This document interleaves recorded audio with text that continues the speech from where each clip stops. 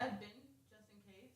Do I have to or do I not? On the road. We haven't used it. I think once we get into real podcasts, We don't have to. Okay. I would say you could probably stop. Cool, we are live.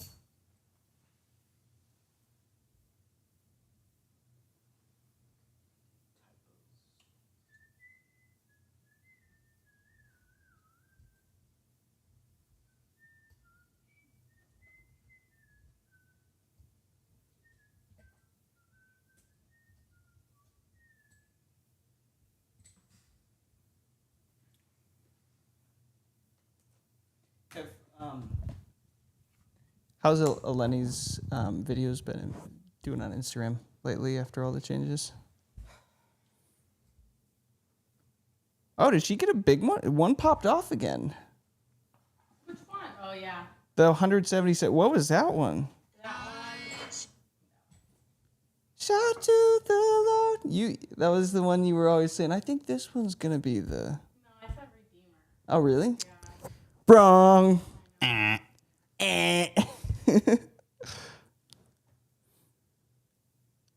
I think it's the dark moody that does really well for her. What was the word to comment? For Comment song. It's funny because everybody's responses, if they don't comment the word song, they have to use the word song in, like, your voice is made for this song. Gotcha. Thanks. I'll send you the But link. it's also amen, link, worship. See? It's not just me. Yeah, but at least it's relevant. We're hitting artists with merch. And Did you see that? What? In our DMs, like, people kept getting merch links. and they were like, It's because some words have the combination HAT in them that. or what. What? I love to hear what you guys have in mind. There's Merch. a hat. They get slapped with a hat link. Great. Pretty ingenious. I was like, okay, the word merch. Is there any combination of merch in a word that's not merchandise or merch? I don't think so. Or do we put a combination? No. Comment, I want an Anthem merch. It's got to be link. one word. Does yours do this? No. Why does mine do?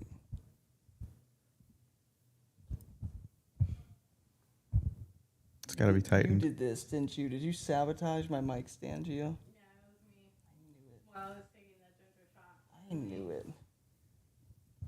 She's like, this ginger burns my throat. I'm going to hide behind my mic like I'm this. gonna show you. Just your eyes.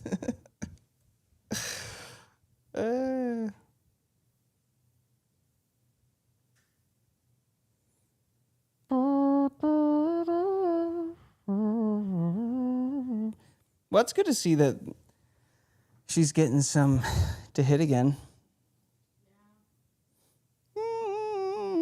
You know what? Like, yeah, they are starting to, it's kind of up and down, but like when they hit, they do hit. Thank you. Appreciate it. Is she doing her hooks? It's weird. I don't remember. Like where she talks in the beginning of it? Oh, no. Or do those not work? They're like a hit or miss. It just depends Okay. on the song. I was thinking of going back to those and see what that did. I am just making sure they're under 25 seconds, though. So it is 25 seconds in her. This is the stuff that should be in the chorus, like this. This good stuff. Huh? This is in the chorus? That I wrote down on my document, yeah. Okay, well it's on the chorus. So they're in the notes. It's on her. They're in the rough draft. I asked her to give me a 1 through 10 on how complete she thought it was. And she giggled. She said 11. She giggled for a while. And then she said, maybe a 4. And then I said, okay. Now divide that by 4. Juan. Divided by 0. And now subtract 10. -9. That is what you got.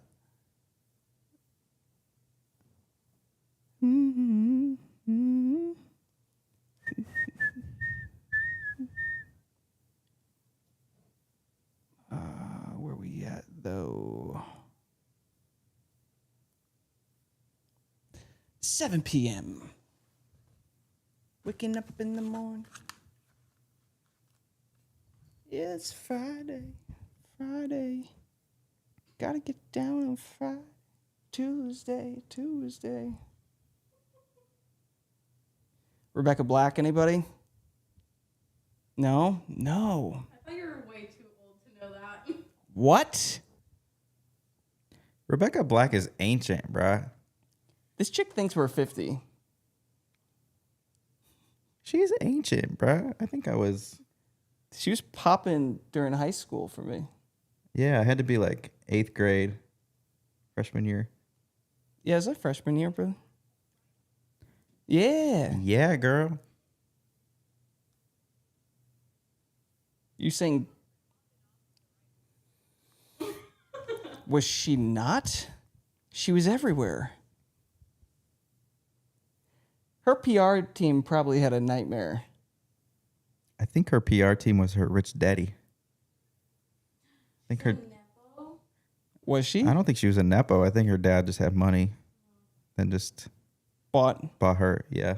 Unfortunately, they bought her a spoof fame. Well, I think they tried. I think she tried really hard. Did they turn it around though? She can actually sing really good now. Have you heard her sing now? Time out. Well, not. She just went down the days of the week. Guess who's back? Back again. Guess who's back? And he's Guess back. who's back? Guess who's back? Guess who's back? Da-da-da. What's it got? Na na na na na. What it? Na na Yeah, na yeah, na na. I listened to that album so much. Like I could recite a lot. You of look that. like you still listen to it. You guys, if you were in a group chat with me, Joey, and Lenny, was it last week? I was reciting all of the verses to "Love the Way You Lie" by Eminem, and who's the singer on that one? Do you know what I'm talking about? Yeah, I know what you're talking about because I started listening to the audio message and then I skipped. I rapped all 3 verses, guys. All 3 of them. I was pretty impressed. By memory.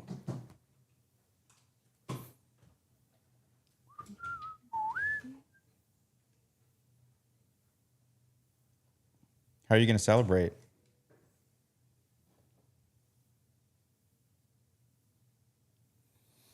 What do you think that means? Is that a sign for something?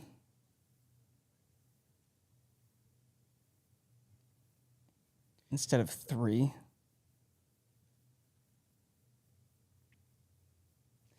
Anna, you bought your tickets?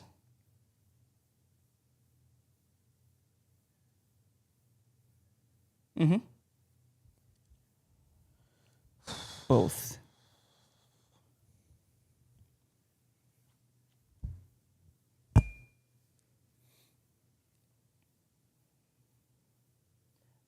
Oh, you were just like planning on it.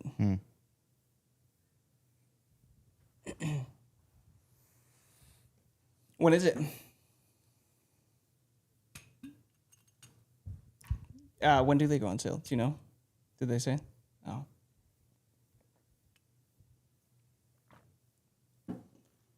Got you.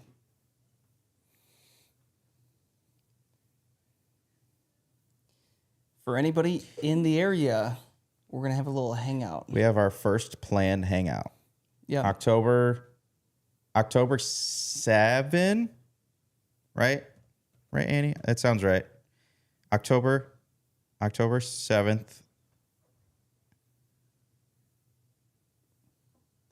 At the Pinewood Pinewood Social? Social in Nash. Gonna be fun. Yeah, Timmy will be there. We'll show up. You'll be there. Anybody is welcome. They've got bowling. Trace, this is right in your neck of the woods, dude. You really don't have a... Now that you have a van, there's no... no excuses. How much does it cost to fill that tank in that van?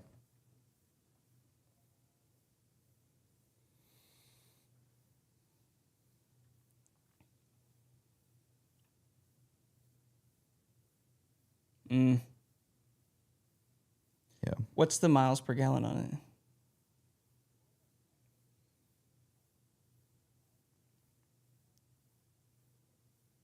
Huh. Okay.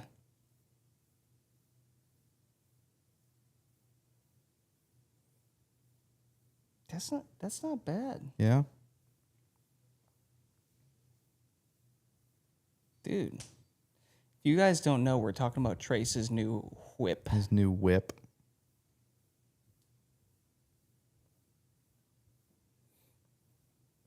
It's that interior. I think it's the interior that gets me every time.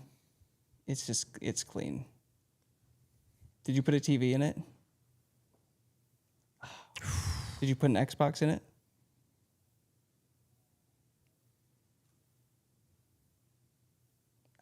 Okay.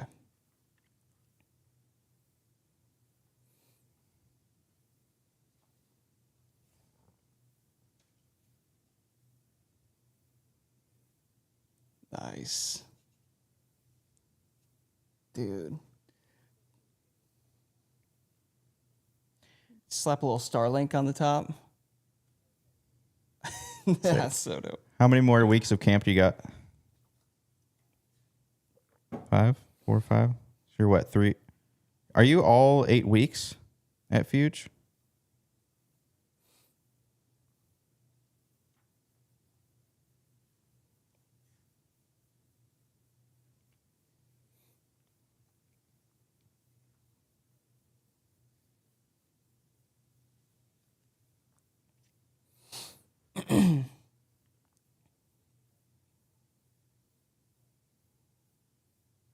Okay.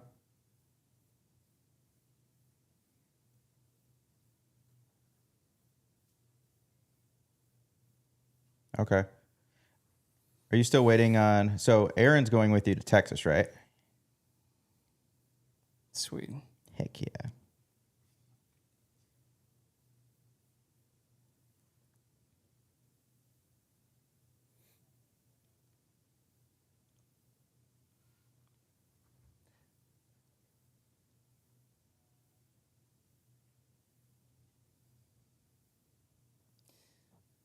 Yeah, you should document it. Yeah. What good network bonding time? 8 hours? Wow.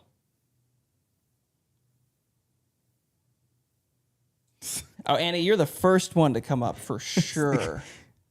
Yeah. The Tuesday after... What do you say? Yep. The Tuesday after that they come back, they're like not on speaking terms. They like hate each Their other. worst enemies.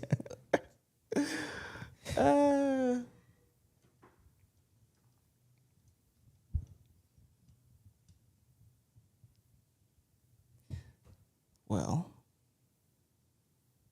how many people we got on here?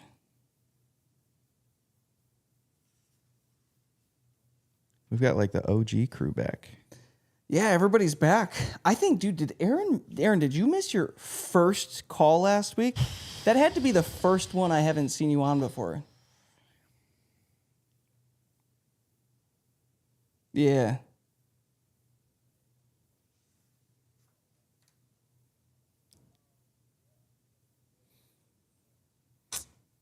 VBS. Timmy went to VBS, but still found a way. Aaron, is Timmy on? No. Shucks. Yeah.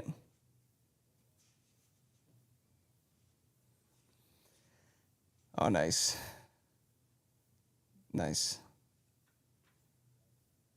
Nah, it's good. I played VBS, but it was on a Thursday, so I was able to make it. VBS is one of Joey's greatest passions. Yeah. Musical passions. Yep. I prefer to only play VBS. Vacation Bible School, Annie. Surprised you haven't heard of it. It's pretty popular. I was telling Timmy, any of you remember that era when they were talking about for VBS, there was an X for everything, or like extreme, or like even youth stuff. Like they would just like replace the X, something with an X, like VBX that year. I remember it was VBX. Like it was like, instead of school, it's extreme. Vacation Bible extreme. Like, Nope. well, yeah. I don't recall any of that. But the snacks were always on point. I'm trying to think what the snacks were for mine. Usually animal crackers. Goldfish, animal Goldfish. crackers, lots of lemonade for some reason. Yes, a lot of lemonade. A lot of lemonade. Yep.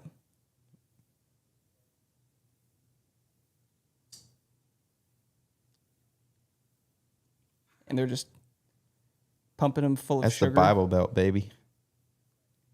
We just rotate. Pretty much. And a VBS is basically where you send all the kids who you can't get rid of because it's summer and you can't shovel them off to school. So then you shovel them off to VBS for like a week.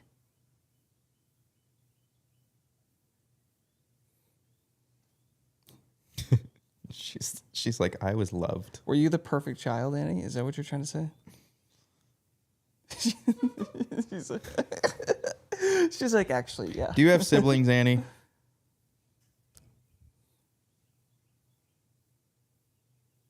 Are you the baby? Annie, high five. Youngest child.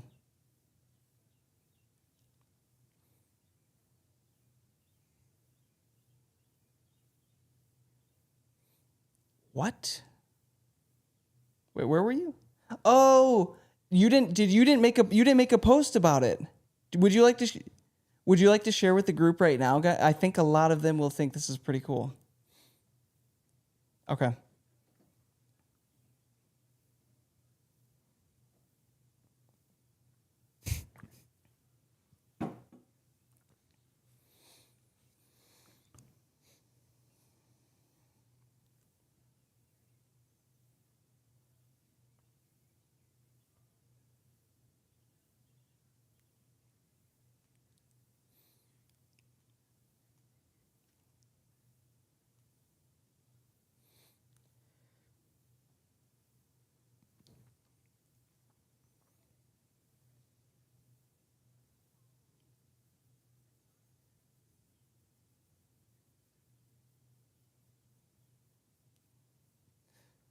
Dude, we're gonna see. Don't Annie. spoil it for us.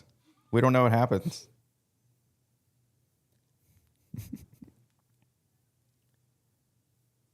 No, don't spoil it. We're gonna see Annie in the background. How many episodes are you in, Annie?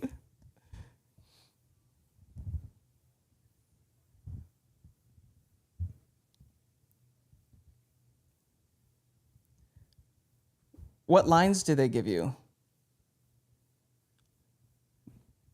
Did you try to like make up your own lines? She's like walking past and she tries to like insert her own line.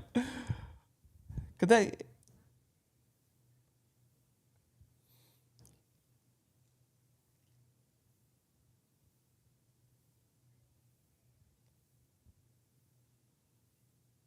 Yes. Not personally, but yeah. Personally, No, personally. good friend of ours. Never met him.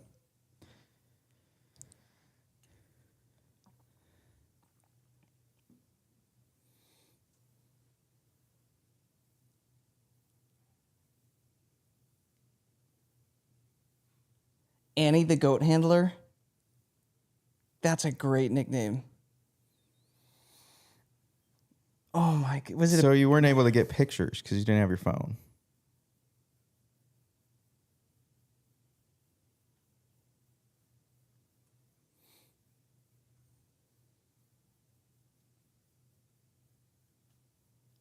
what, they didn't have phones back then? That would be incorrect or something?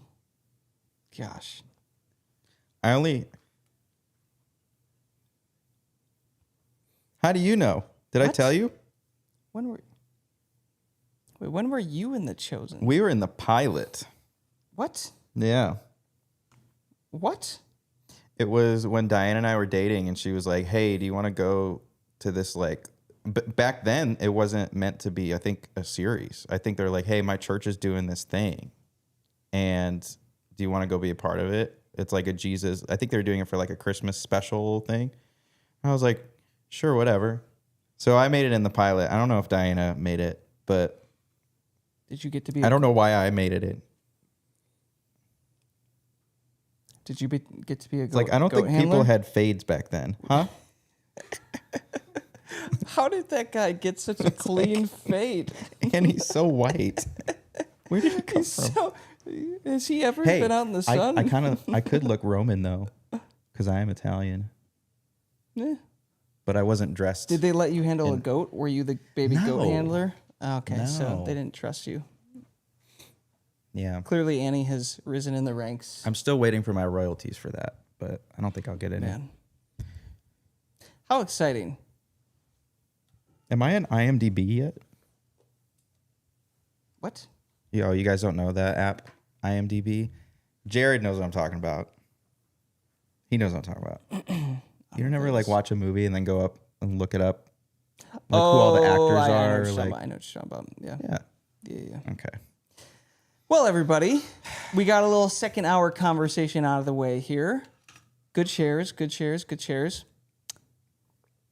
Well, I'll tell you what. If anybody has any questions that they are working through in their music careers right now, drop them in the comments, or you can chime in right now. And as we go along through the call tonight, drop all your questions in that we can get to, that we could hit. I've got a few topics that we could circle back to based on what I've been talking to some of you about in the DMs and some of your posts. So yeah, let's see where tonight goes. I have a concept that blew my mind this week about content, social media content. Do you guys know who Casey Neistat is? You know who that guy is? Oh, Joey means business, guys. He's got his little notes journal I know. out. I'm trying to get better at like jotting down like ideas on paper. Actual pen and paper. Something that How I about own, that? you know? Who does that? Who uses paper calendars and notebooks? Oh, no. I Crazy refuse to people. do paper calendars. But something that I learned from Casey Neistat, it was a video I saw. The difference between, and this is his concept that these terms that he talks about, lean forward content versus lean back content. And if you don't know who Casey Neistat is, he was like the first one to like ever like blow up vlogging on YouTube. Like he was daily vlogging for like, he's like the dude with the sunglasses. Yep. And he did that like daily for like 3 years, and he like blew up, millions of subscribers. And he prefers lean back content versus lean forward content. So what that means is lean forward content are short form content.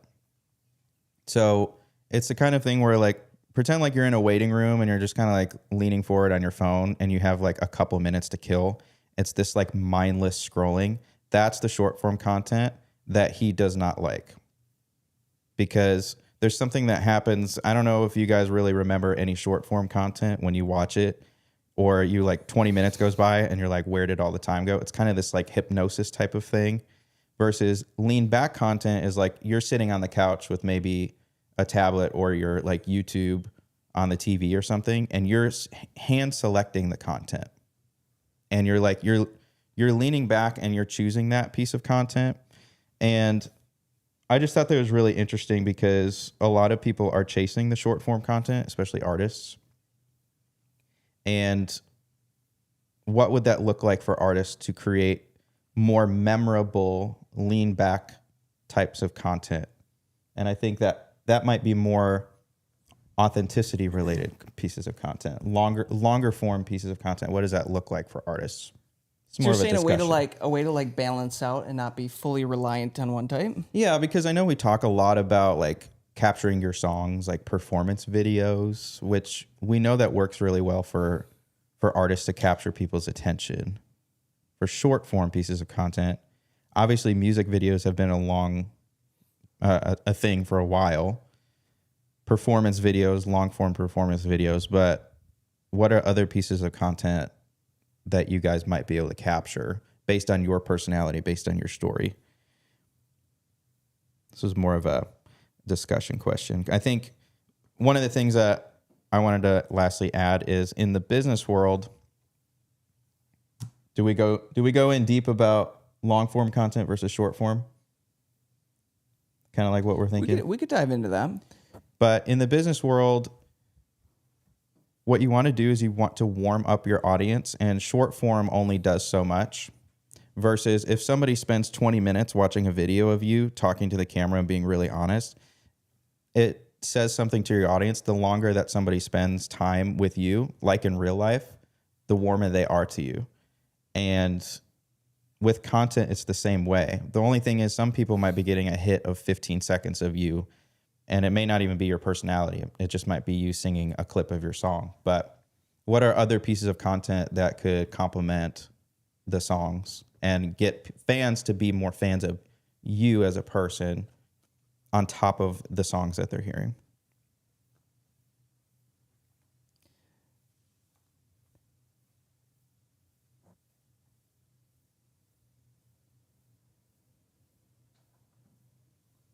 Mm-hmm.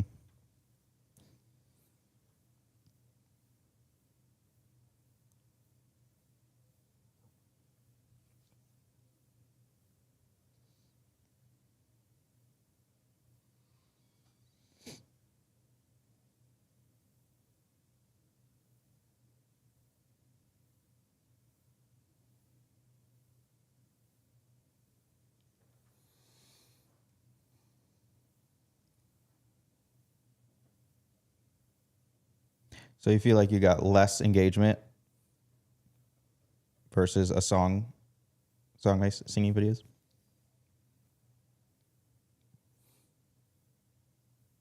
Mm-hmm. Yeah. Yeah.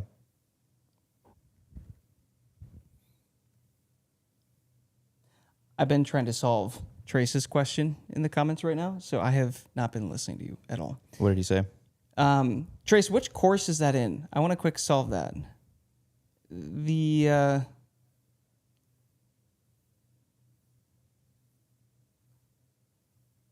Okay.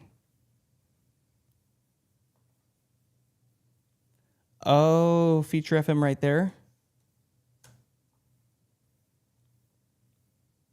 That's sign up. Okay. Oh, that's not taking you to the other course.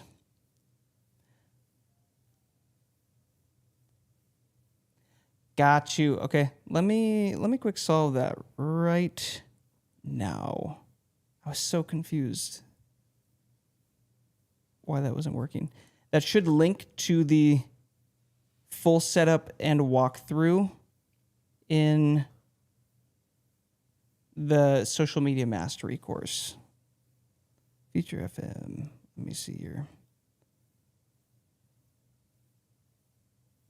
And I'm going to swap that one in.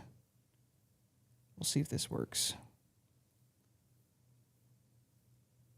Okay, try that link again it should take you to the social media mastery Feature FM full setup and walkthrough course.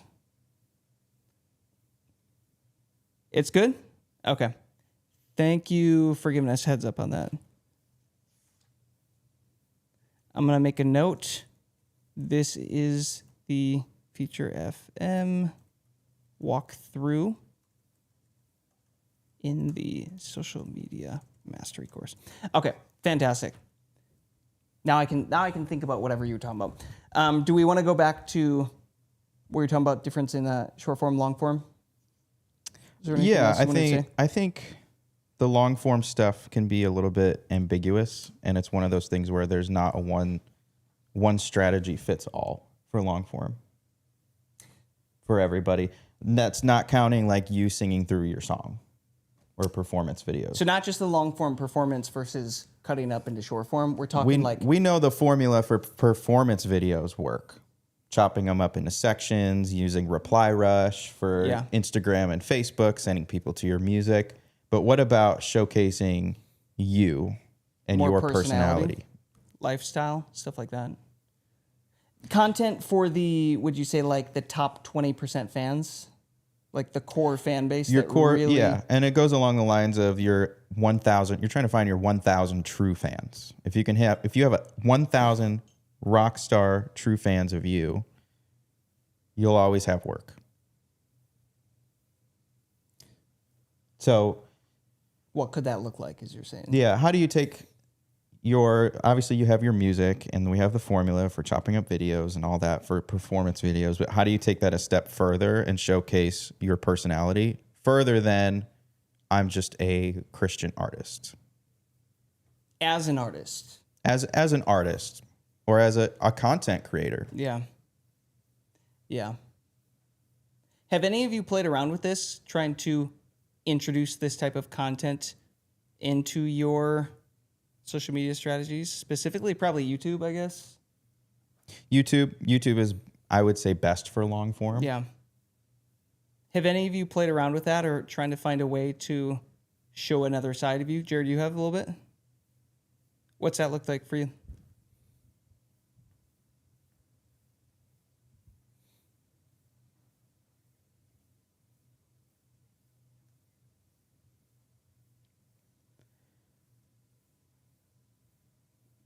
Spender.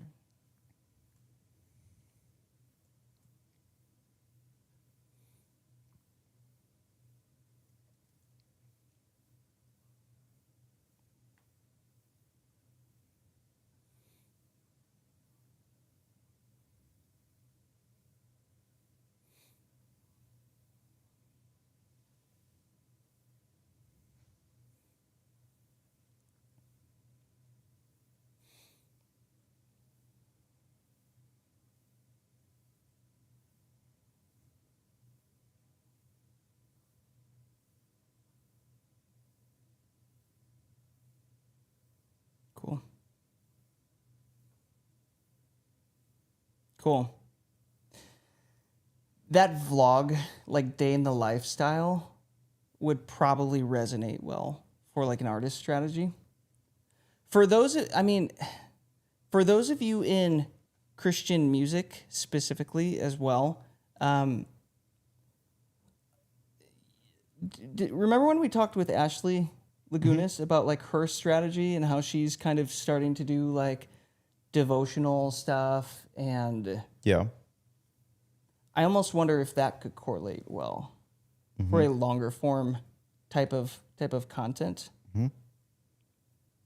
I mean, here's one other long form type of content that might be underutilized, guys, is going live for an hour and just like hanging out. And it's just like, the thing about live is it can't be faked and it can't be like, it's always authentic. You know what I mean? And I think there's a reason why people resonate so much with live. Even like this right now, guys, like we're on a live call. Nothing can be faked. It's like, it's all authentic and real, and like what you say is what you get, you know? I almost wonder if there's a way to incorporate live more as artists. Have any of you played around with live, YouTube live? is it OBS that allows you to go live on multiple platforms at once? That could be another angle. I think I mentioned this in Jacob's post about going live. There are softwares that let you multi-stream to everything, to all your platforms, Instagram, TikTok, Facebook, YouTube. And you can basically think of it like your own show, think about it like your own TV show or something. And you really have to figure out what the subject matter is for you and your audience. For example, like if you're a worship artist and you write corporate worship songs, wouldn't the next logical next step for maybe a long form is to do like devotionals for worship leaders? Because like if you're writing corporate worship songs, obviously your next logical step is you probably want churches to start singing them. So if you provide value to worship leaders, they might listen to your stuff that you have and they might consider it, put it in their set list, something like that. That's like one of 1,000 examples. Yeah, Leslie had a good one here. Behind the song, like behind the scenes, behind the song, the heart behind the song. That's huge. Podcasts, video podcasts. Yeah, I would agree with them. Yeah, it's kind of like what is that rule again that we talked about a while ago? Is it the 70-20-10? The 7-11-4? Nope, different one. 70. You guys are like you're just making up numbers at this point. No, it's called the 70-20-10, and it's this idea that 70% of the content that you put out is built for like the masses that will get the most attention and the most views, and it's built for the virality. And then there's 20% that's built more for your core fan base, right? And then there's like a 10% where you just take shots on new ideas, where you're like, this might hit and it might be incredible. It might flop completely. I don't know. You're talking about in testing new ideas. From a content posting strategy, the 70, what 70% of your content is the same stuff works. Yeah. And then the other ones are you're starting to take shots. Yeah, and on 20% new ideas. is more for your core fan base, is you're looking to build your core fan base of 1,000. So a good example of that would be like Eleni's content, where 70% of her stuff is music video related, like the singing videos, the chopped up parts of the songs. And then like the other 20% is like her personality, like her cooking in the kitchen or baking, or like her, I think she did like a questions and answers type of reel where she's talking to the camera. Yeah. And that's like for her actual fans.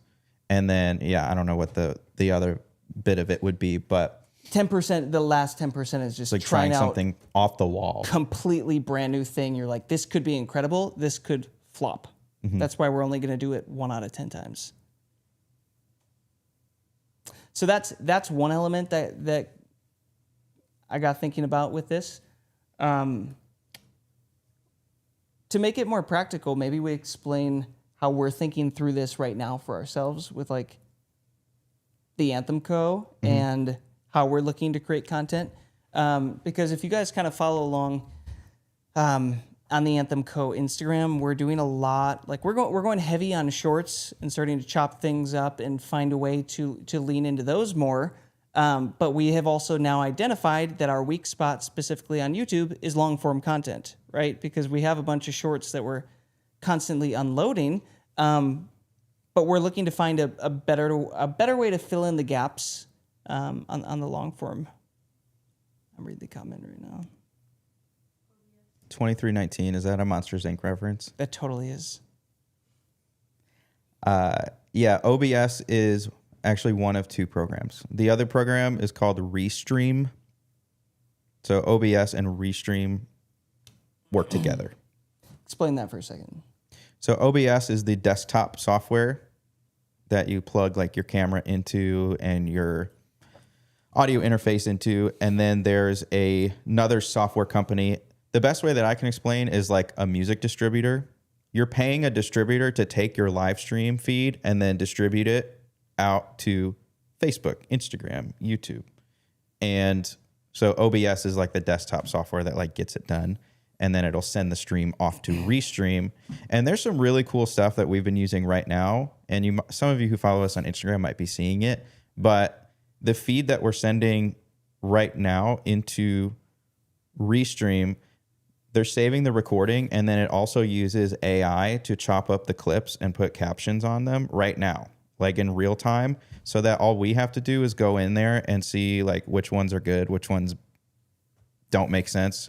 Yeah. And then we can take those and then use those for short form pieces of content, and it all is happening in real time. So there's some cool advances that are happening. Yeah. And the plan, guys, is the Spotify mastery course. We're in the planning phases of overhauling that whole thing. And one section is there in there that we want to put in is the whole OBS Restream going live. That idea of like, okay, what would I need to set up and do to be able to go live, for example, on Instagram and Facebook and YouTube and TikTok all at once. And it's pretty cool once you can figure that out. So we're still in the early stages of playing around with that and implementing that. But yeah, to tie a bow on that, I guess the point that you were bringing up from your original point in your notebook, that lean back content versus lean forward content, are you guys able to identify right now where you are prioritizing maybe one more than the other, or maybe fully relying on one over the other, and you're like, there might be a subtle weakness right now in my content that maybe I'm doing really well on the short form or trying to play the hookier stuff and like things that will get people to click and whatever, but I'm not doing as much to develop the people that land into fans or, you know, the relational side of things with the more like the lean back type of content. So something to think about. And that's why we haven't really put it into a formula, because I don't really think it should be a formula. The short form content with music, chopping it up, putting on the internet, lip sync videos, like that's a formula that we've seen work across a lot of different artists. But at the end of the day, like all of you guys have different skills and stories and life obstacles that you've overcome, like that impact your music. That's just probably could be captured in a longer form way that your true fans will resonate with. But the rest of the people may not be there for that. They might just be there for the music. But this is a way that you can go deeper and find your real fans beyond the music. And something worth saying too, I guess I have two more thoughts on this. One, I would say be kind of intentional with, how do I say this? How many of you plan to offer like services that you're wanting to build for your music that isn't necessarily for the fans or listeners of your music, but you have a skill or a service that you use to do your career where you're like, I could be making this available to other people who want to learn this skill. So I think, Trace, you are. Jared, I think you are as well. Is there anybody else that's... Okay, yep, Jason, you are. Oh, yeah, of course, Jason. We've been talking about this. I would be intentional to not combine platforms on that. And let me know what you think about this as well. But it seems like there's going to be two different audiences. So like if you have your artist page where you're doing all your music and everything and making content for your fans, but then you also start posting content about, hey, here's how I do all the stuff on the back end. Are the fans going to care about that? Or is that built for a new profile and separating that? Wait, what's the skill that you're showcasing? Is it production? Here's a great example. Andrew Southworth. Marketing? So he does music marketing, right? But he's also an artist, and he has a tendency to often just combine his pages together. And it doesn't seem like it works well, because like if you're a fan of the music, why would you care about music marketing? Like that doesn't get a fan who doesn't know anything about this stuff excited. So for those of you that are considering going into this, I would encourage you to potentially have two lanes of your life, essentially. You have the music building fans. They know you just for what you do with the music and creation and the relationship, all of that. And then also having a formula that you can push the services side. Granted, there's probably a little bit of overlap because I'm even thinking, Jared, with like what you're doing with piano, that one might overlap a little bit better. I don't know. Yeah, the piano is a skill. Yeah. I think that's directly integrated with your music. Yeah. Your music, yeah. But marketing, I mean, I look at Marketing. I look is a at great us example. because I'm like, I would never want to mix what we do with the Anthem Co. as far as marketing with Anthem worship content or Mass Anthem content. Mass Anthem content. They wouldn't care. But the thing is, the Mass Anthem and Anthem worship are the proof that the marketing works. It's just there's two different audiences. They have to be kept separate. Yeah. Yeah. Something to think about. Let me Finally having a community to send people who see your content in a great way to build an email list. Yep. Deeper connections. Yep. It's working for the podcast. city of building out your world. Yeah, okay, this is good. This is from Leslie. Love this. It's the idea of building out your world, just like Disney World has many lands within it. We are like this. Exactly. Yeah. Yeah, I mean, if you look at our company as a whole, that's really what we've been doing for a long time. Again, it's going to come down to you individually with your music and your career and your brand. For some of you, it might be easier to overlap some of these things. For some of you, like, again, if we're talking marketing and music, it's like, and just making music, it's like, okay, that's really tough to get those audiences to care about the other type of contents. I want to pick on Annie. Yes. Can I pick on you, Annie? Annie, this is what you get for not being here last week. You skip a week, you get picked on. Annie, what kind of stuff are you interested in? What are all the things that it could be media, it could be travel, it could be The Chosen, your acting career. Like what are kind of like No, don't even go that far. Just like stuff that you're interested in. Like if there were like 2 or 3 big categories of stuff that you're interested in as a human, what would you say that you're totally cool with that, like people knowing that about you, with your brand, associating with your brand?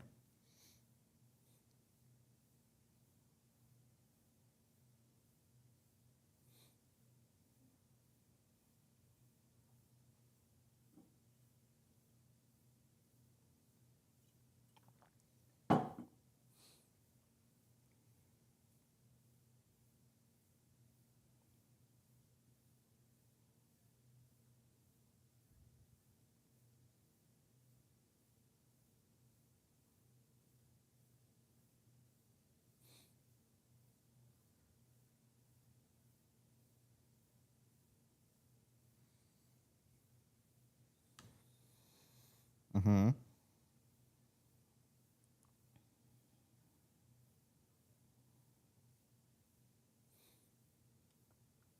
Yeah. Are those the 3 kind of like the 3 big things that you're involved with in a way or interested in? Okay. How much of that have you captured with your brand and your social media?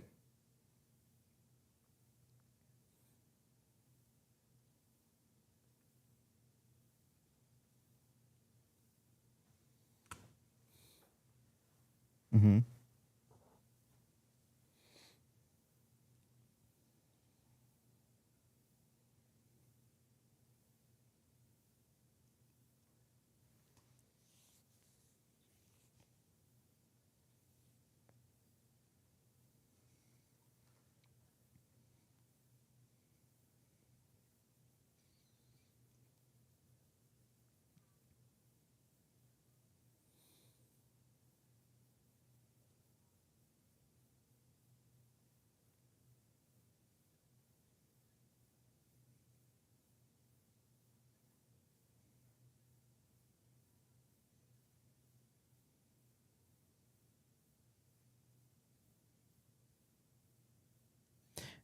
Do you feel like the people that follow you know you pretty well? Like the people that have never met you but follow you, do you think they would like, do you feel like they know you pretty well, or do you feel like you're only showing them a very small fraction of the topics that you're interested in?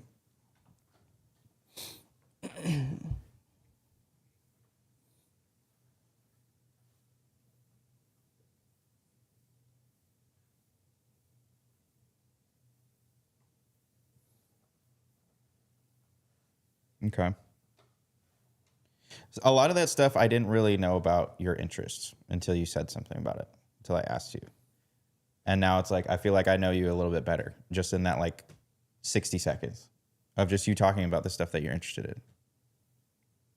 And so for me, like that's been my mindset with all of my personal content and branding. It's like taking all the things that I'm interested in, and what I notice with branding is the more things that you capture about the stuff that you're already interested in and already doing, and it gives people different things to almost grab onto, like mentally, like about you, and almost associate you with that thing. And it's like Annie is in my hobby coffee school group, and she follows me on stuff, and it's like, that's just a thing that I'm already interested in. Like Diane and I am already interested in. So if you like coffee and pastries, join that. It's free. But like, that's just a part of our lives that we're already interested in, and it has nothing to do with music. But it actually gives people a break. It's like, I wouldn't want to be the guy that only talks about music business all day, every day. It's like, I like guitar too, you know? Mm-hmm. And so there are just different levers for people to like almost round out. People are trying to understand you through this tiny little window called social media. And if you understand that, then you have to be like, okay, they're only looking at one dimension of me, and that is the only perspective that I've really shown. And right now the music is the only thing that people can grab onto right now. But what about other things that you're interested in? Now it humanizes your brand a little bit more. Yeah.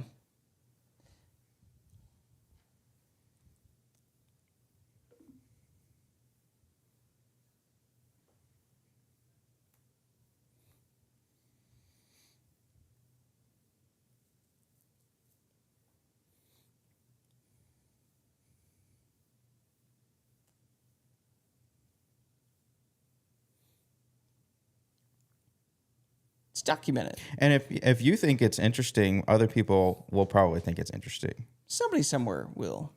Yeah. It's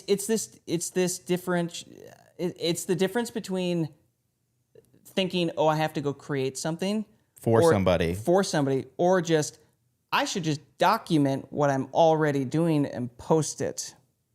And now it takes some of the pressure off of I have to go create content. What's the idea and everything? It's like, what am I already doing that I can somehow package in a way to share with the world? And so like Joey and I, we geek out over this. So we're always like fine tuning our own brands, our personal brands, and like building out our structures and doing shootouts together of like, okay, here's where my 3 are. Oh, here's where my 3 or 4 are. And like, we come up with like, think of it like the big circles that, what are those graphs called where the circles overlap? A Venn diagram. Is it a Venn diagram? It's a Venn diagram. Wow, we're getting into high school Elementary. education. I think that's where I learned about Venn diagrams. Think of like your career, guys, as a Venn diagram, okay? Like you, not even your music career, but like you as a whole, as a person. Where are your biggest interests that almost are the categories that all the other interests that you have can fit under? Here's a great example. I love personal development, anything like becoming a better version of myself. And under that, man, working out, health, diet, mindset, all that stuff falls under that one. So that's one big circle for me. Another big circle for me is the Anthem Co, what me and Joey are building together with all these brands of the music and what we're doing here right now. And then another one for me is personal music side of things with a couple other brands that I like to make music under. And under those 3 things now, like that's where I build my brands under. So I would say our recommendation is probably 3 different things. Anything more might be too much. The more you add, the more unique you'll be. But I think 3 is probably the minimum. far as like what are the 3 different things that you're interested in? Because we're all humans. We're not just interested in making music. Like we do other, like I think of Trace too, like with his shoes. You got your shoes, you got your music gear. I would say that's different than like being an artist per se that you're interested in. Yeah. Mm-hmm. Yeah. So, and I know Trace is into like coffee, like dope coffee setups. Like that's another interest, another hobby. And it's like, if you just start capturing a little bit more of that, one of the things that we, is a more of a recent change, I guess, with Meta is it's more and more becoming interest-based targeting. That's what they call it. for those of you that haven't dove into Meta ads, you're gonna be like, what is this guy talking about? Yeah. So it's already headed in that direction anyway. So the Meta, Facebook, Instagram AI is getting so good. Like even just like doing away with hashtags, their AI is so good at recognizing your content and who it's for that they organize it by interest-based targeting. So that's how they that's how the videos find the audience. And how would you rope that in with what we've been talking about though? With the like differentiating the different aspects of your brand and different types of content? There's the AI element with Meta, and then there's also the human element. So if you can blend those two together and get the best of both worlds, capturing everything that you're already into that is part of your personal brand to put on your page, then that's how the AI interprets it. But the human side of it is somebody might be intrigued with Annie's like a style aesthetic videos or like whatever you come up with or whatever Annie's already interested in on top of her music. It's like, oh, she has dope music and she's also interested in this thing. Like Annie's music is for me. Like the more touch points you can have that way, the more overlap, you'll find an even hungrier audience. Not literally though. And I will say this, guys. This is a conversation that it's just worth talking about to get you thinking about your life as a whole, kind of like where all of your interests and how they could fit into a couple categories that you can kind of build a career around, content around. But keep in mind, the more things that you focus on at once, it's harder to grow them all together, right? Whereas if you focus your attention, your intention on one thing, that thing will grow way faster than if you have 2 or 3. So we do always try to stand back and say, all right, here is where we want to go. Here's all the stuff that we want to do, but we're going to pick our top priority right now and focus on that thing and figure that thing out. And when we finally get that thing to grow enough and we have more bandwidth, then we will add the second priority to it. So I don't want you guys to freak out here and be like, well, Jason and Joey are saying like they have all these different brands and the content. Now I need to launch another brand. If you haven't yet mastered, let's say, the music side of your brand and all this content, it probably might not be the smartest move to try to add a second one to that until you get that first one figured out. And for some of you, it will make sense. For some of you, it won't. I have a feeling this won't be the last time that we talk about this because we are actively doing this right now and kind of reworking our models and strategies. So is this helpful at all to like get your minds jogging a little bit about this?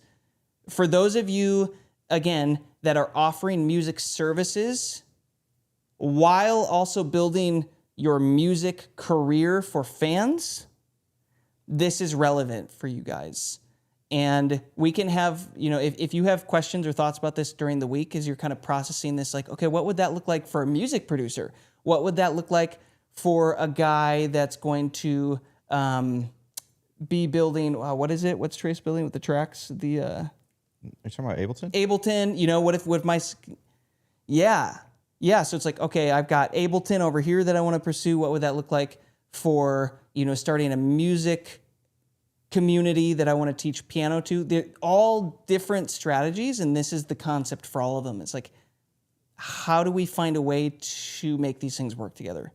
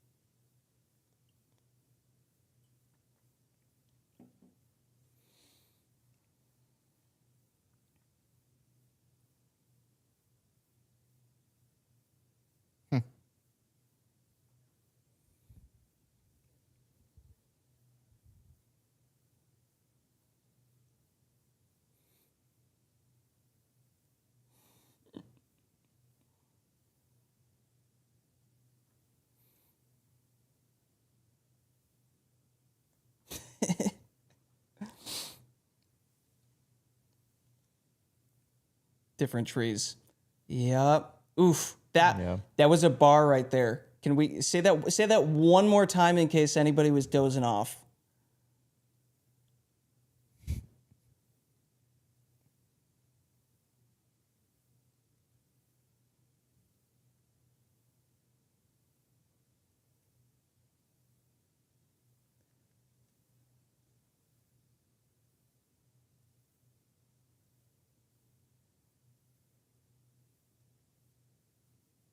Yep. And the kicker is those separate little trees, guys, you have to go water those things separately as opposed to watering one tree that feeds everything. And this is where the whole concept of building a great brand and really knowing yourself and being willing to know yourself and look at yourself enough to create little boxes for yourself to stay in and operate within. And it's not that you're boxing yourself in, you're just getting very clear on, oh, this is my greatest passion. These are my greatest fulfillments. Now, how do I operate creatively within these separate boxes in a way that isn't completely starting from scratch?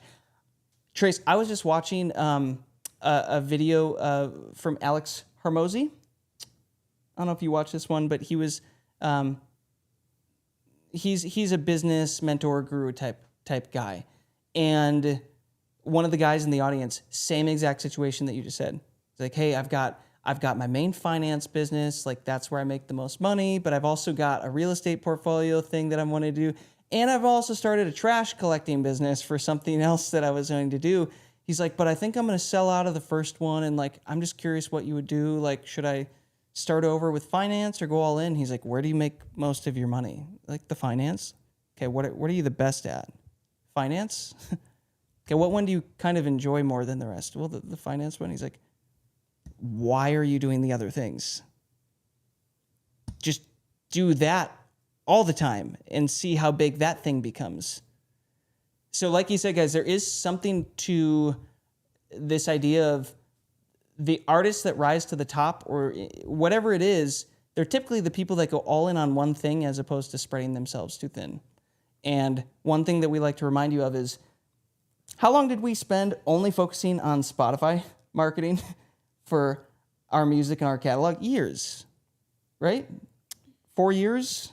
Yeah. And we also created 10 different brands on Spotify. The thing is, like, we are guilty of this. Like, speaking from experience, we have a graveyard of ideas or things that we have started in the last 6 years since we started this company, of brand new ideas that we think that it's going to like take off, but it actually slowed down the whole company. Slows us down.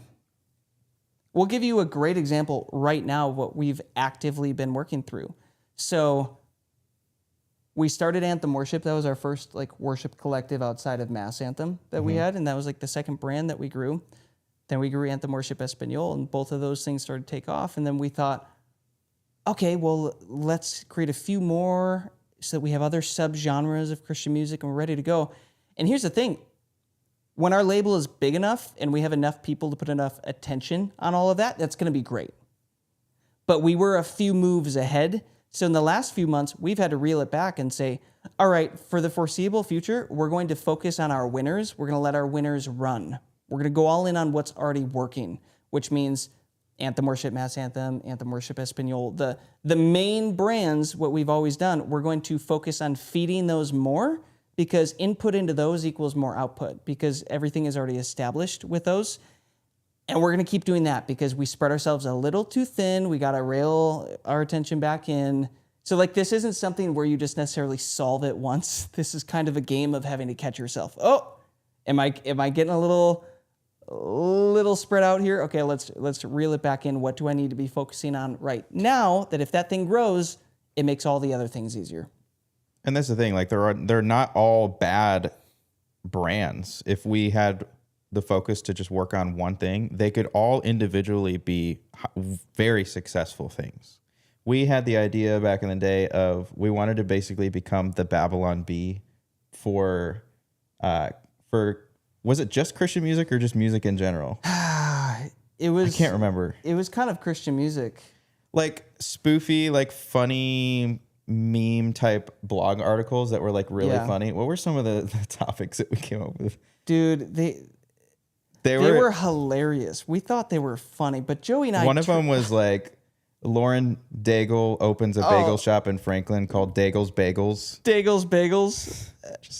There's that one. There was one where she dressed...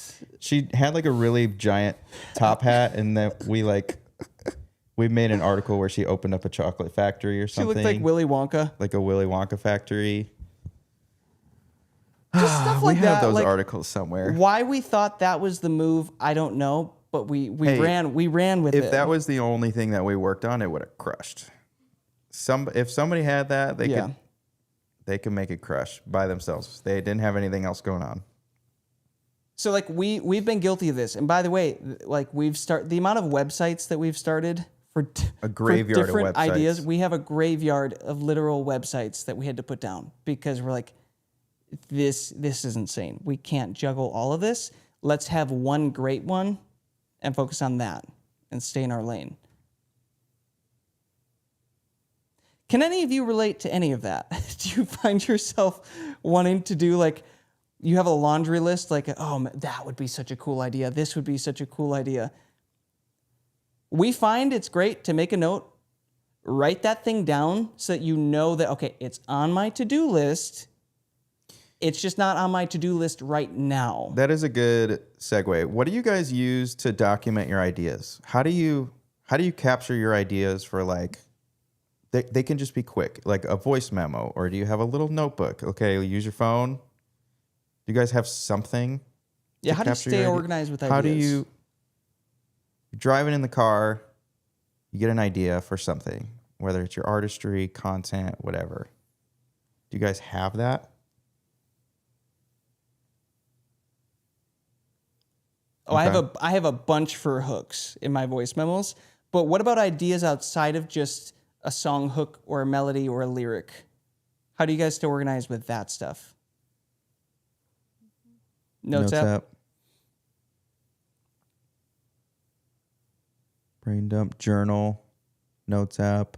Trello. Nice. Notes app, yeah. How often do you guys go back through your notes apps?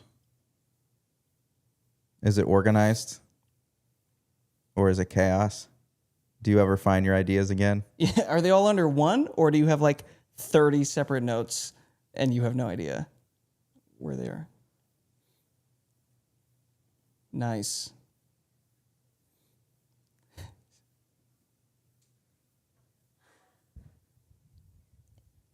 Oh my goodness.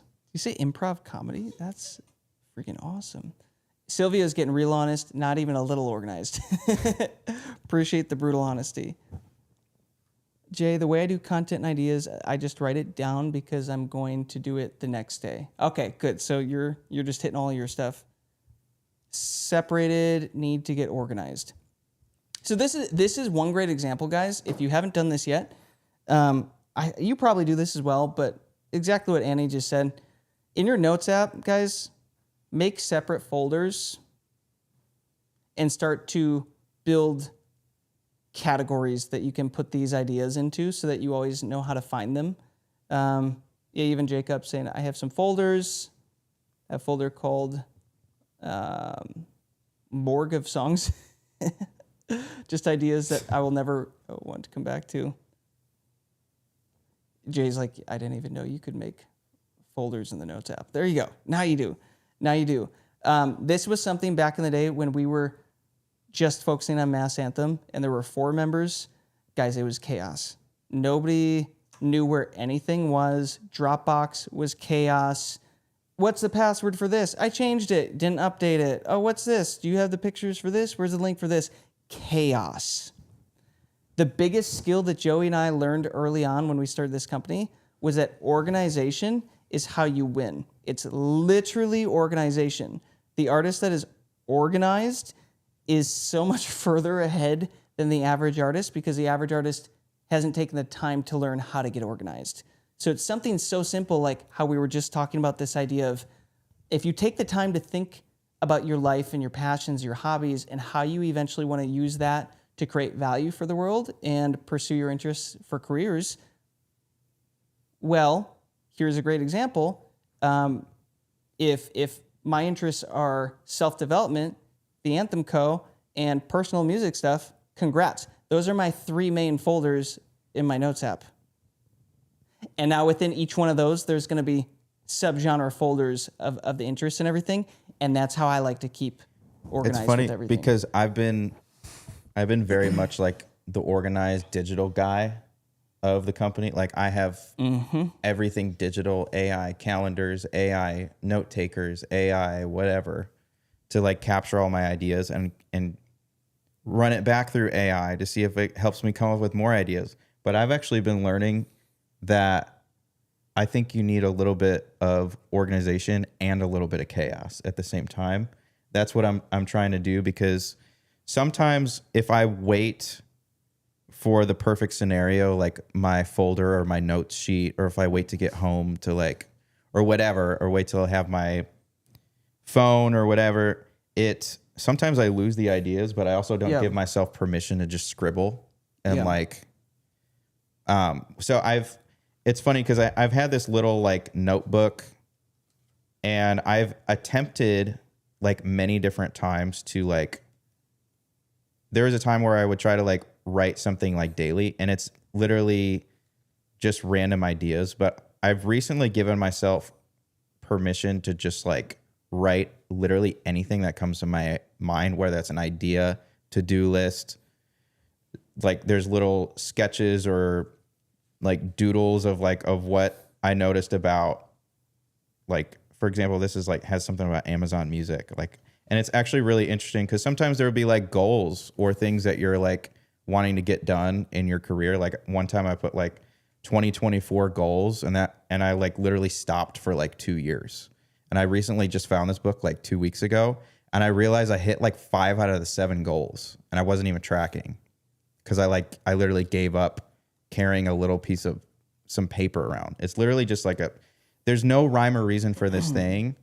And eventually, like, instead of scrolling on my phone and going through social media, like going back and like going through all the pages and seeing if there's anything I missed, or there was an idea that I had written 6 months ago that I was like, oh, that ended up becoming this thing.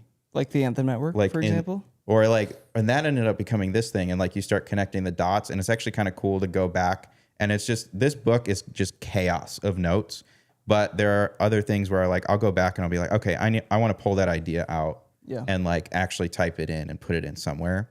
So I think it's kind of cool to have both types of things, because I've noticed with the automation that is digital and typing it in there, like I don't really memorize it or internalize it as well, because like I have so much AI and stuff that's like helping summarize and do all of that stuff that I like. It's nice to have something that's so analog that I have to use my brain and write it out, and it does.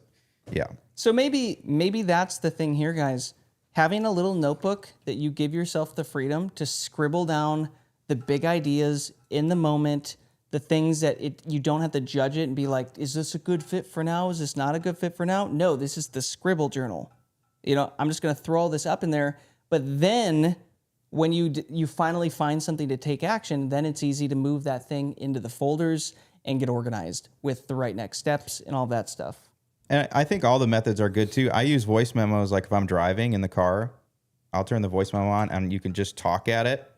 If you have an idea, you'll get a 3-minute, 5-minute audio clip of just you talking through your ideas. And then you can go back and pull the transcript, at least with the iPhone. You can pull the transcript out and then run it through AI and then look at your ideas and then pull the notes off of it. But then at least you don't lose the idea while you're driving and you can't actually work it out or type it out. You can save it for later. To give you some perspective, there are 21 subfolders under the main. Oh, you can't. Oh, if I tilt it a little bit. No, it's tilted. It's visible. There's 21 subfolders under just our main TAC, the Anthem Co folder. And then is that in the notes? Yeah. At the Apple Notes? And then each one of those. I hate Apple Notes. No, this is just Is it Apple Notes? Maybe it is Apple Notes. This is the default one? Is that Apple? Yeah. Yeah. I lose stuff like crazy in Apple Notes. Anyways, controlled chaos. That is absolutely what it feels like. If you guys are looking for another, it's a subscription. So it's called Craft. I don't know if you guys have ever heard of it. Like the cheese. Yeah, isn't Craft with a K? Yeah. Craft cheese? No, it's with a C. Craft. You can do documents within documents, and it's really cool for organizing and all of that. So I've been really into that over Apple Notes or like Google Docs, but just thought I'd recommend it. Yeah. I'm going to quick catch up on what you're all saying here. Yeah, Leslie's saying the brain dump notebook. She also uses that. Helpful to actually write on paper. I would agree. There's something about writing on paper. I think we've talked about that too, about going through your notes before you go to sleep. We've talked about that. Yeah. So your mind starts to think on how it could make it possible. Yeah, during the night. Can you open up the comments section and go back to the top? I know we got on a roll here, and can you scroll all the way to the top there? Yeah, all the way up. If we want to switch it up a little bit, I know we had a good conversation here. Were there any other thoughts that you guys had? Interjections, ideas?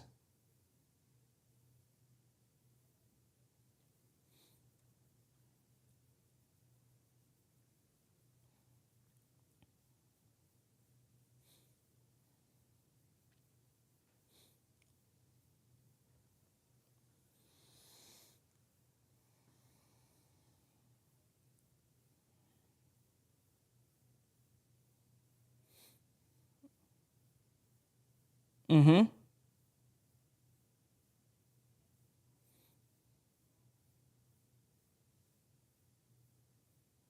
Mm-hmm. Yeah. Yeah. And keep in mind, this isn't something that's going to necessarily be quick. We've been playing around with this stuff for years, guys. Like, it's always fluctuating, and it's like, oh, could this be my... If you think about it like pillars, like you get 3 main pillars to support who you are. What are the 3 pillars? And then so your music career is probably going to be one of the pillars. And then within that pillar, think of all the little things that go in and make that pillar up. So like exactly what you're saying, Annie, with Spark, like, okay, what are all the different aspects of us that we can pour into just that brand? And then for those of you who are also thinking, oh, well, I also have a service or a passion that isn't exactly tied to that part of my career, that might be a second pillar. Oh, self-development. Oh, coffee or whatever. It's like a service that I'm going to supply to other people. Okay, cool. That's my second pillar. And then I'm telling you, if you guys can get so rock solid on your main core ones, everything else just flows from there. And that might be a good exercise. Leslie, did you say you had something about that topic? Okay. I'll scroll down a second.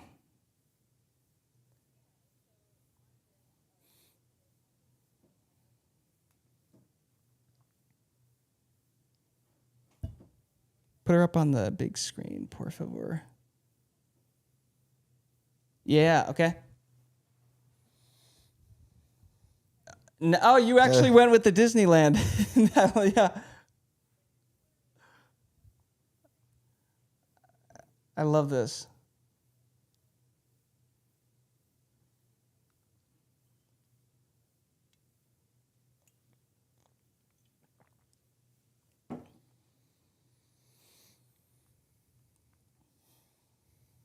Controlled chaos. Yep.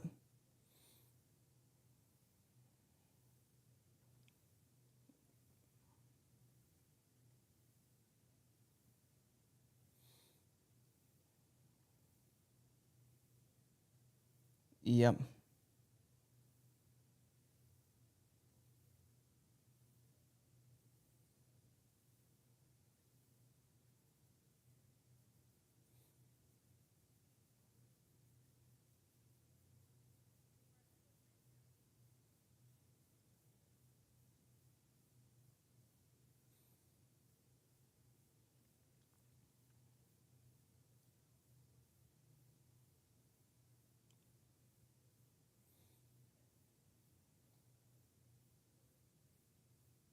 Mm-hmm.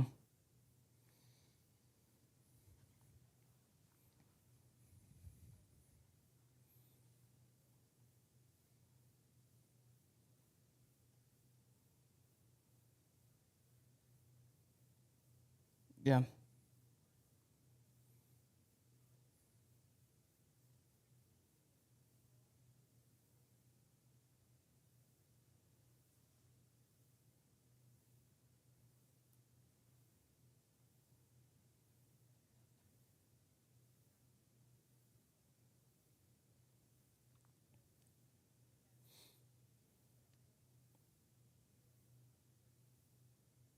Mm-hmm.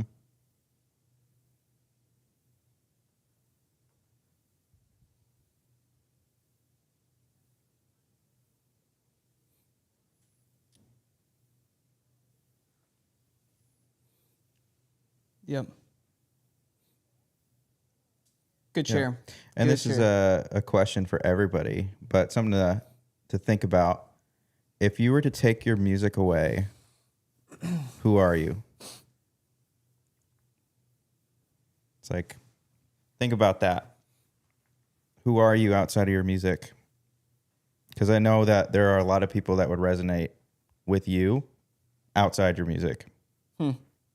Interests, Mm-hmm. hobbies, Mm-hmm.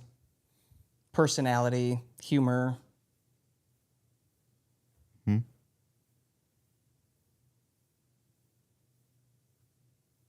That's good. Something to think about.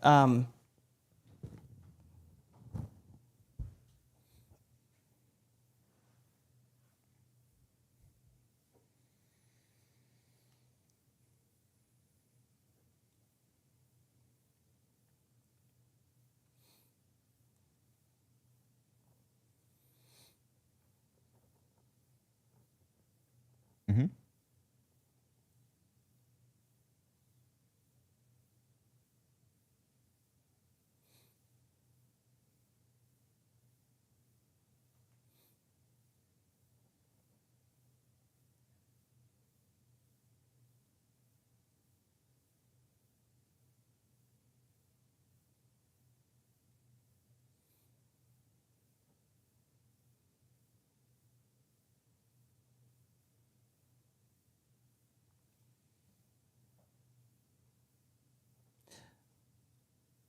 Trace, on that idea, have you guys heard of an artist named John Michael Howell? He's really really popped off in the last couple years. One of his best segments that he does for content is he sings his new song, a cappella to accent his voice while he makes his morning coffee. So he goes through the steps and he's making the stuff and pouring it, but he's just in the zone singing his song. And that piece of content has hit for him. And that was such a simple way to take something that I love, coffee, making my morning coffee, and not have to think about, okay, now later in the day, how do I make content? How about I just document what I'm doing during the day and find a creative way to introduce the song, the music? It's like, how many of you could be doing that type of stuff in the morning where you're like, there are things you were doing in your day that you might not realize is documentable, is potential content. You're like, oh my goodness, like maybe content is way easier than what I think it is. And to get that, you just put your phone up and like it doesn't have to be anything crazy. There's another guy, Joey, we went to school with, Lindsay, The teacher? the teacher. I forget his name for his first. Philip? Philip Lindsay. He's like a big influencer now in like he's a teacher, but he does this segment, guys, where he fills a cup of coffee all the way to the top, not like totally to the top, but enough to the top where he moves it around kind of quickly in his content, and the coffee just gets to the rim, but it never spills. And it's because he loves coffee. And the people in the comments lose their minds because they're always waiting. People are watching his content, waiting for the coffee to spill, but it never spills. And it's like a little thing like that. It's like, if coffee is your brand, you could literally do something and like sing your song and be moving around, and people are going to be like, oh my gosh, how is that coffee not spilling?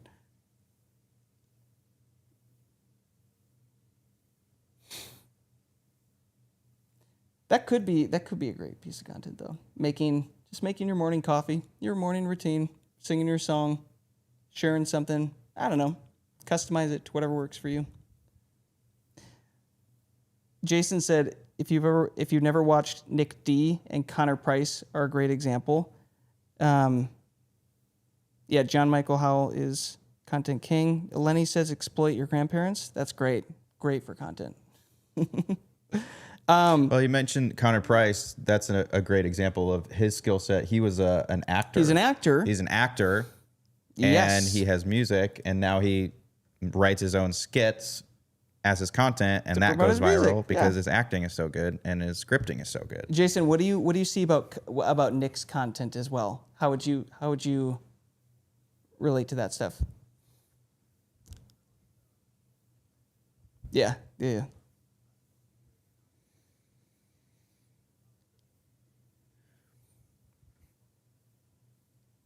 Yes.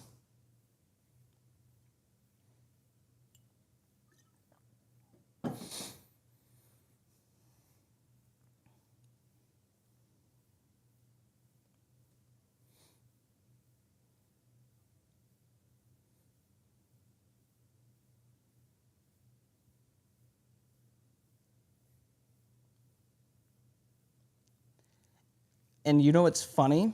He doesn't promote his music at all. And he said he intentionally doesn't because it's better for the fan to realize it and put the pieces together themselves. He's like, it's more powerful that they realize that the thing that they love, the guy that they love also sings this song they've been listening to. So he didn't even promote it. He would I don't know what you would call that, like a quarter of a promotion. Like the music was in the background, but he would never tell you it was his. Kind of genius. But again, it's like, yeah, what does he love? Humor, having fun. Okay, let's make a brand out of that. And like a segment and a content strategy around it. Brilliant. Yeah, that guy, Nick, Connor, and John Michael Howell, those guys have been kings of content in the last few years. And that's a really good strategy too, to keep it separate enough to where you don't 100% promote every single time. Oh, go check out my song from that content. And it's almost like a journey, a fan journey where they might find your music first and then realize that you're also doing this thing. And then because they liked your music, now they're interested in this other content piece that you're doing, or vice versa. And that's what Nick was saying. He's like, people would find me on the music and then realize I'm that entertainment guy. Or they would find the entertainment guy and then be like, oh, wait, I listen to your music? This is you? And then like another great example of that is Dave Portnoy from Barstool. Like people know Barstool or they know the pizza guy. The pizza review guy. And so, oh, that's the pizza guy. Oh, he owns Barstool? Like he started Barstool? Oh, wow. And it's just this fan journey that people have. And the thing is, like, there are people that are 100% okay, and they have no idea that he's associated with Barstool at all. They just like his pizza videos. Yep. And that's part of his brand. The other thing, too, is he created a brand for his dog. And so they know, oh, that's the guy with the cute pit bull. Like, talk about getting one tree grown and then just shooting off branches from that tree. He's the king of that. Remember when during COVID, he did his gift opening lives during COVID, where all of his biggest fans started to mail him gifts, and he did one live where he opened some of it up and the floodgates opened and everybody just started mailing him random stuff. And all of COVID, that was his next content segment. He just opened swords and axes and custom shirts and he's really good at capitalizing on moments. That's another thing you think about. Capitalizing on moments with your fans. Somebody sent him a goldfish. And he gave him a name, and like he like I don't remember the goldfish for like a long while. Like it was about the goldfish. Everybody was asking about the goldfish. He gave it a name and everything, and then he made merch about the goldfish. People bought the exclusive jewelry. merch. There was a necklace that looked like the goldfish that everybody bought, and then one day the goldfish died. And then the goldfish died, and that was part of the story. That was a big thing. And then he had a whole funeral live for the goldfish. Master of content. It's like, what is stopping you from being whatever that is just in your own way.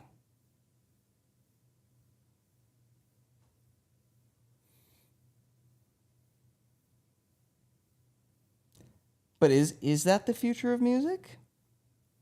In a way, kind of being an influencer, a vlogger of, because let's be real, the heart of music, guys, isn't it relating to everybody, being super authentic to build your core fan base?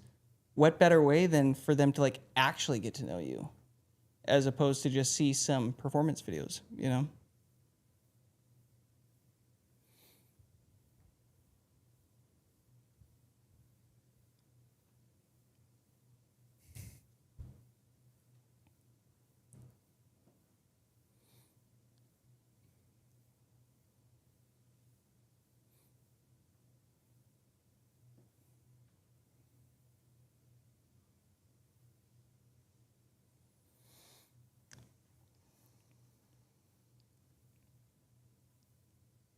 And he's hilarious. His like dry humor is a crazy skill of his, and like a part of his personality that you don't necessarily get through the music. What was that show called again? Did you ever watch that? It was like he had like a cardboard cutout box behind him. Yeah, it was like pink. What was it? Was that like during COVID? It was like a $10 set behind him, and the whole point was that like it's kind of a joke, but he takes it really seriously. Uh-huh. Yeah. Mm-hmm. Yeah. Absolutely.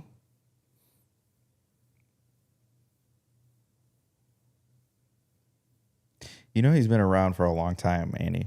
No, he just launched 5 years ago, Joey.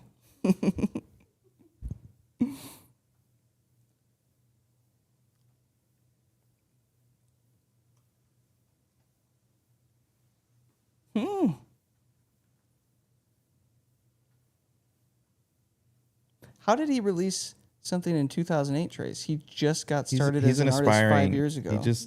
How did he release music in 2008? He got to start 5 years ago. That doesn't... Man, respect. So much... Oh, boy. You're going to get some angry people. Trace had to turn his camera off. He just said an album from 2008.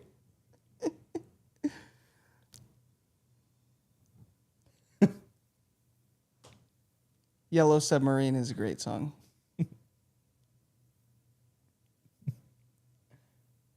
I don't know the submarine song.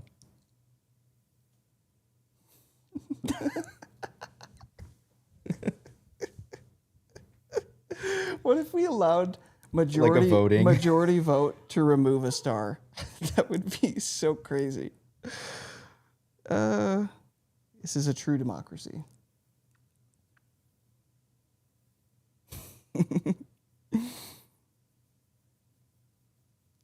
I need to catch up on these comments. Any more thoughts on this? On this whole idea of personal brand, figuring out what your categories are of your passions and your interests in life, and finding a way to get organized with that around content. Any other thoughts on that?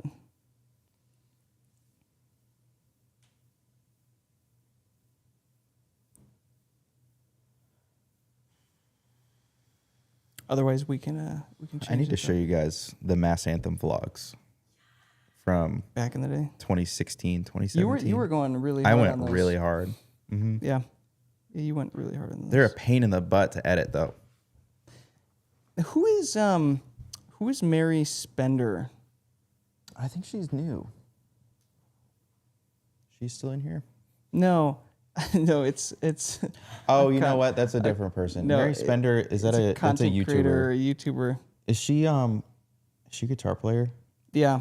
Yeah, I've seen her. Yeah, Jason was saying she's a good example of what? Of this idea of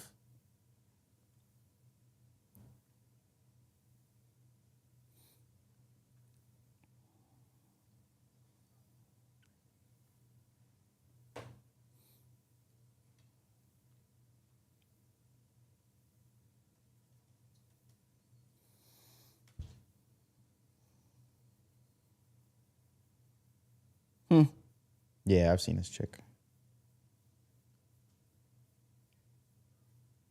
Mm-hmm. There you go.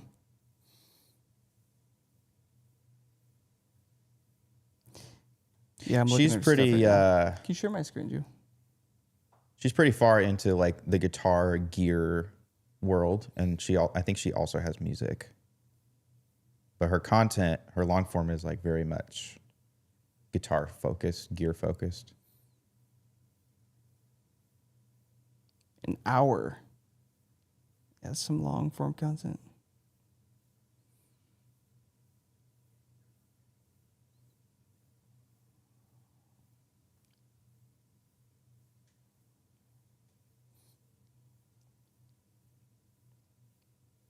And that's a great example. She's already into that stuff. She's probably already talking about it, Which she researching it, studying it, and she's just capturing what she's finding. Do it anyways. She's already doing it. Mm-hmm. Right? I mean, guys, for us, Joey and I are already going to do these calls every Tuesday night anyways for the community because we like this stuff. We might as well record it and chop it up into bits of content and post it everywhere. You know? We already like talking about music. We might as well launch our, podcast to interview other people that geek out over music so we can talk about this stuff and post it. Are there ways you can do that too with just your phone? Start super basic.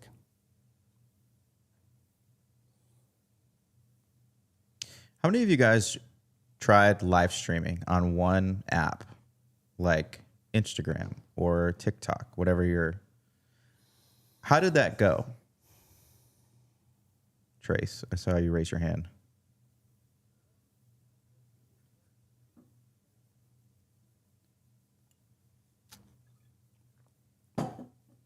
Mm-hmm.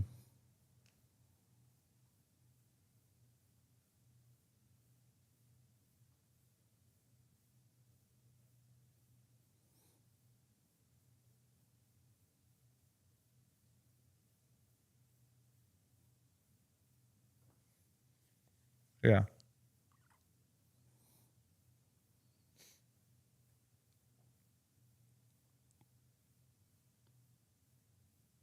Okay. Do you feel like you need to have more of a following to have more people like more engaging on the live stream, or did you have a lot of viewers at one time?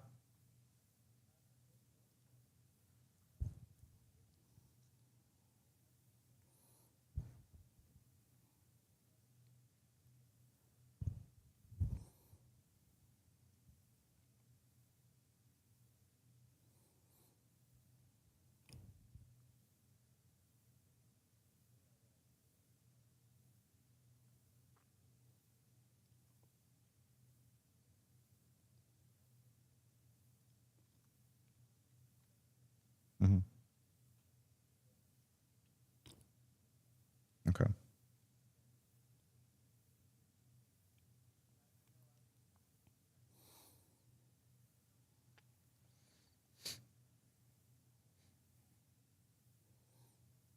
Okay.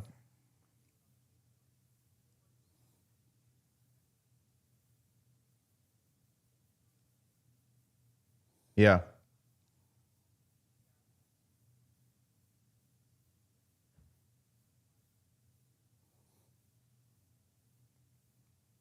Yep.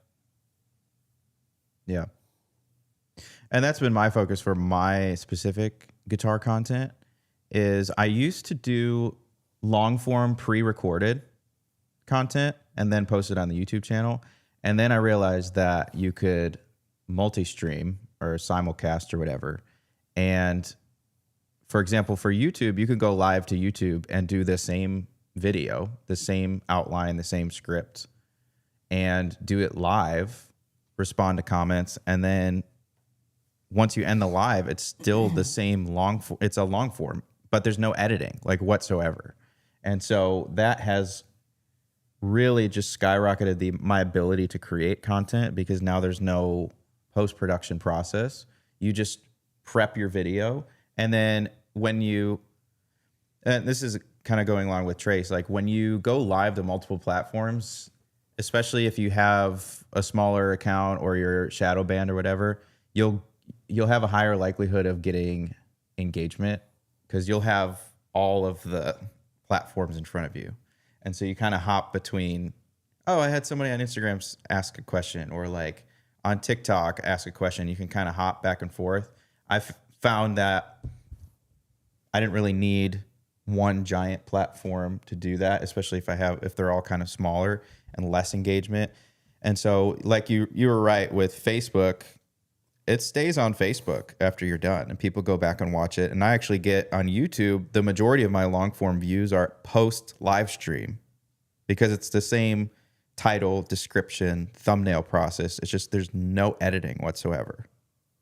And people know that it was a past live, so they engage with the content differently after. And then you can also go in there and add timestamps and things like that. So if there's ever like dead spots or whatever in the live stream, people can still hop around after the fact. Yeah. But if there's any way, because it sounded like you said Music Monday or something. What was that? Were you singing through songs or what is that?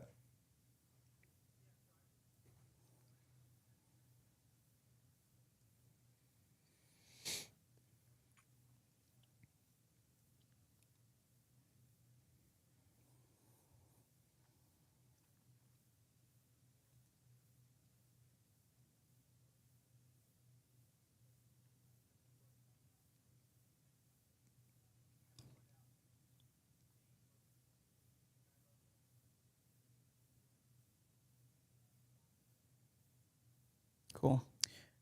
What is your call to action during your videos?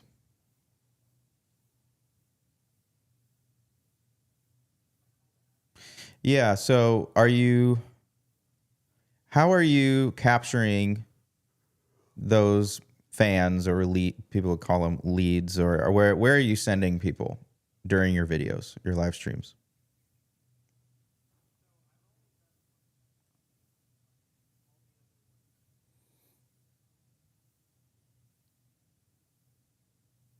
Pre-recorded videos.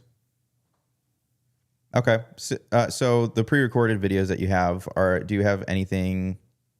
So they're just singing videos, or are they like engaging, singing and playing? Okay. I guess it's a little bit different if it's not live and it's like a performance video. But basically what I mean by the call to action is like, are you asking people to subscribe? Are you trying to get them to click the link in the description to go to your Feature FM or your music? Typically, I guess this is more for live or talking videos versus like a performance video. Then you can actually say at the end of the video, hey, go check out this, or just subscribe. Thanks for watching. Just because I found that people just need to be told what to do when they're watching. And if you don't just say the thing, they just won't even think about subscribing or going to check out the music or whatever.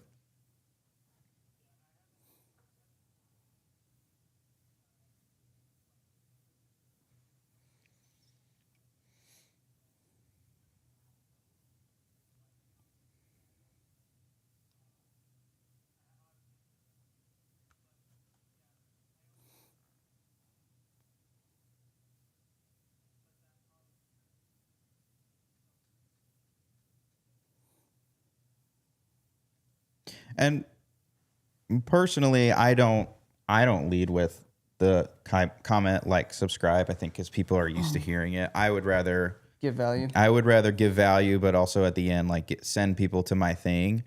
But in streaming, it's pretty much free for somebody to click the link and go click play on Spotify or whatever. For something else, like another thing too, I know Leslie said, like, it's very powerful to build your own email list of people.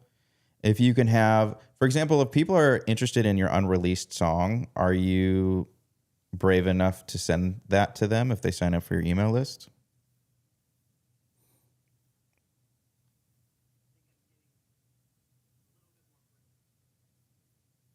Because like there's definitely a clear interest there that people want to hear your unreleased stuff. And that would be a very easy way, especially since it's a digital product, like it doesn't cost you anything to send them a MP3 of a file or whatever. And so that could be a very easy way for you to grow your email list, especially if there's demand. The hardest thing to do is generate demand for something. And it sounds like you already have it.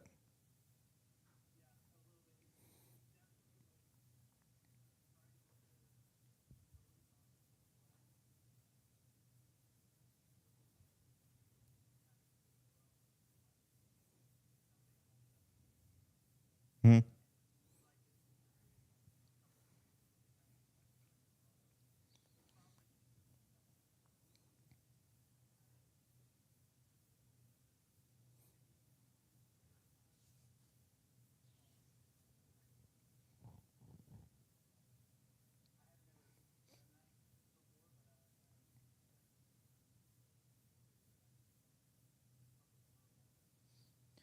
My pro tip for building email lists is people are kind of numb if you just tell them to sign up for a newsletter or sign up for updates.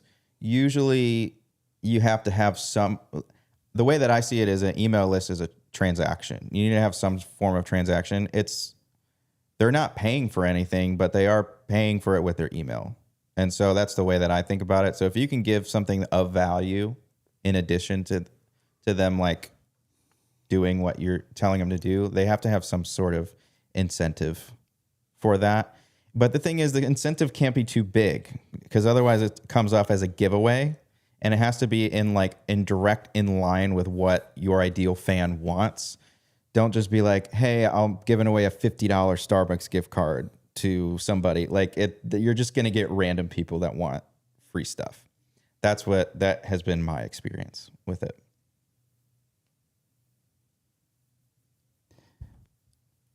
Speaking of the whole social media conversation, consistency, Jared's still on it, right? Sir Humphers, you're still on the call? Yeah, there he is. Dude, I liked your posts, I guess posts plural this week. I know we talked a lot about the school and coaching and everything, but also you shared a consistency win with what you've been doing with your posting for social media. Might be fun to talk a little bit about that because it is on topic for this week. Could you share a little bit about that post or what you've been seeing happening and what you've been doing?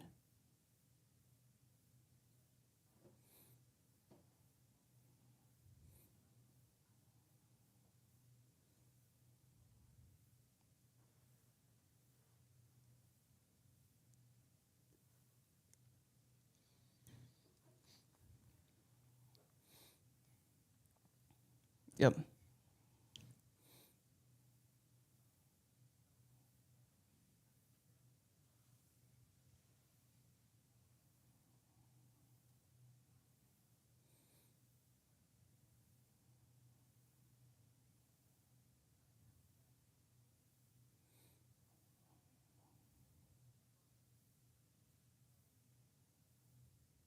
Shocker. Piano videos for a piano artist? Bro.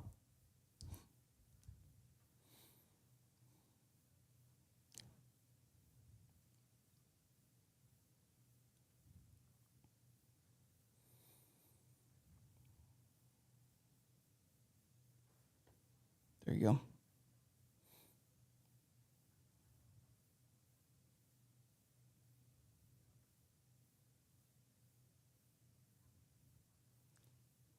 Yep.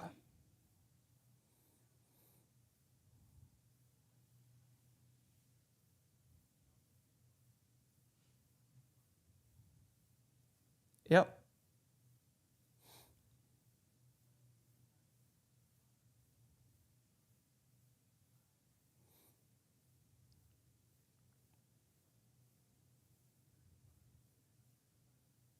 Pounds? Oh, followers. Oh, no, I'm just kidding.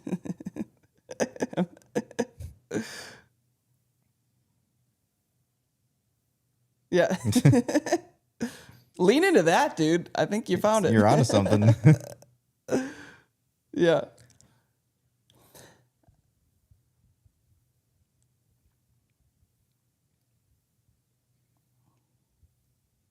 1,000%.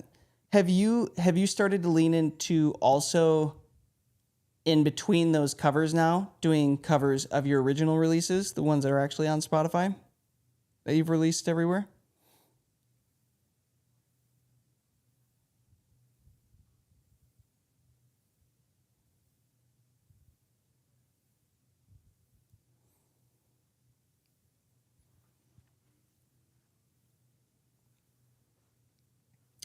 Oh, remind me, I got to circle back to you after this in our text thread. I gotta tell you something about that project for another time.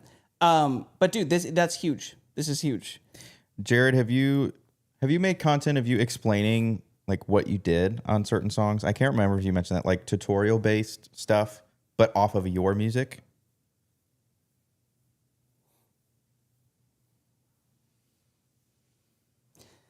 Okay, so this is something I've been testing out with my stuff.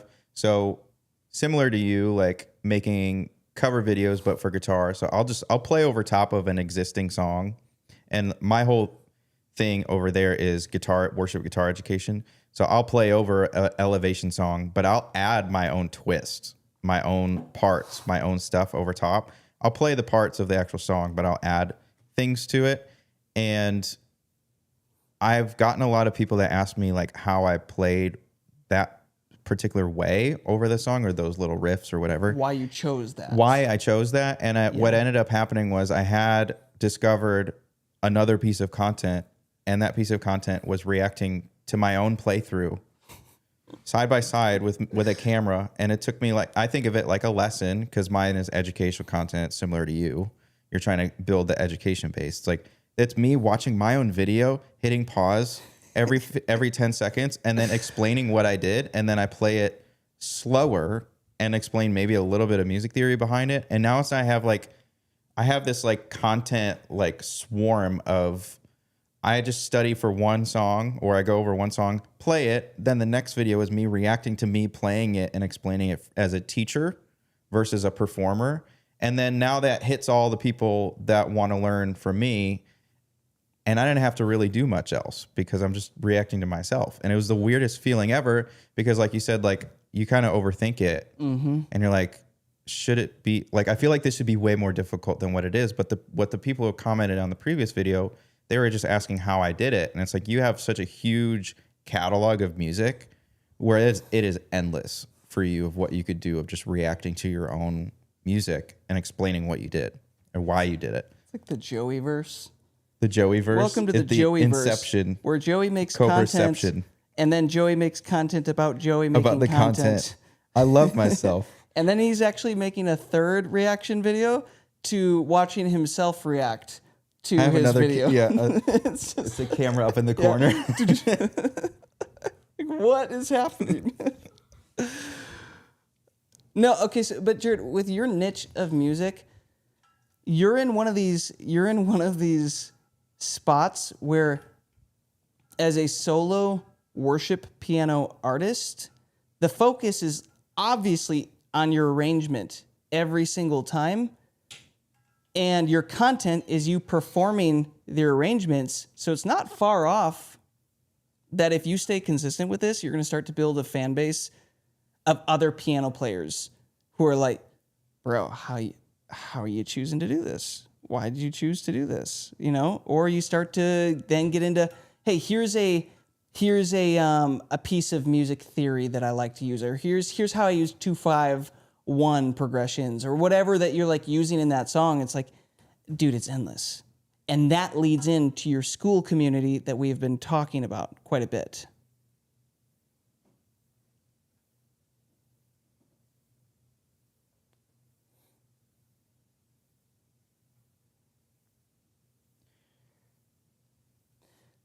Are you, what, I guess, I haven't looked at your Instagram page lately. Have you ever seen those glow key?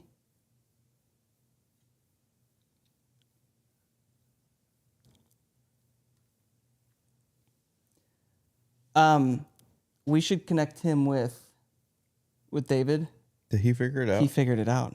David figured it out. He's another in the group. He's also in the group. Would be worth maybe asking He about doesn't that. accept DMs. Yeah, no. No. He's also starting his own piano group and doing the whole strategy just from his perspective of things. So it's like we can all see what each other's doing. Like, oh my goodness. Yeah. So David Green is his name. You guys are in a group chat, yeah? I had you in a group chat before for projects. Yeah. About sheet music, I think. Yeah. It'd be worth dropping that in there. Just something to think about. That's exciting, dude. Nice work on the consistency. Yeah. Yeah, what's up?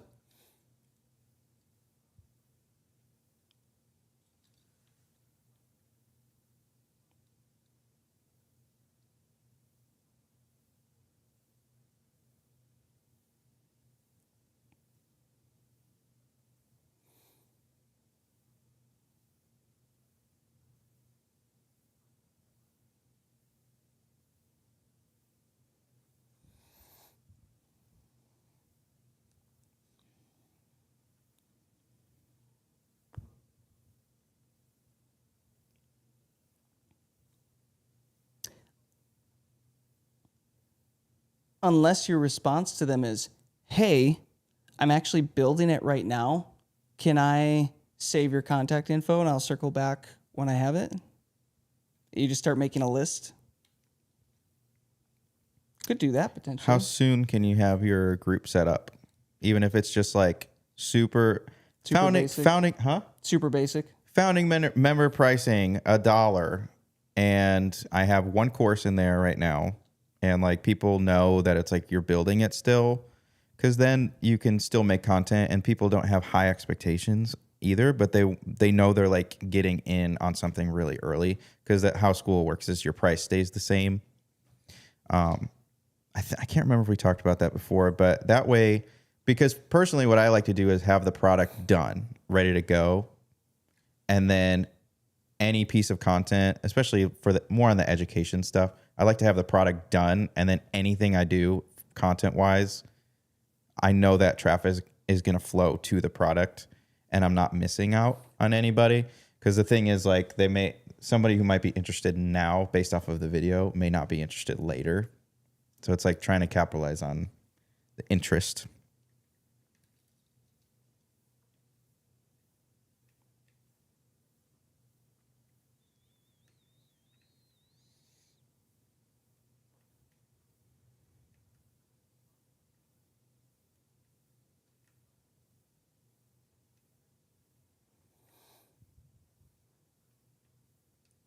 Okay.